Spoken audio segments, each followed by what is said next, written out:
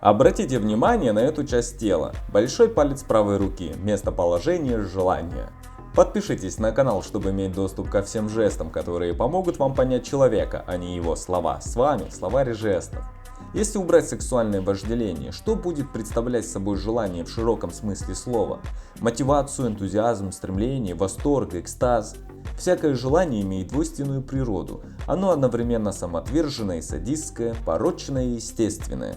Будучи выраженным, оно придает сказочную силу, а когда его подавляют, становится страшной помехой. Мотивация учит человека жить мечтами вместо того, чтобы мечтать о жизни. Остерегайтесь власти привычки и рутины. Они делают желание инертным, неспособным вести к удовольствию. Нужно постоянно делать что-то новое из имеющегося старого, чтобы пробуждать притупляющееся желание. Это известно всем. Короче говоря, все зависит от творческих способностей или изобретательности.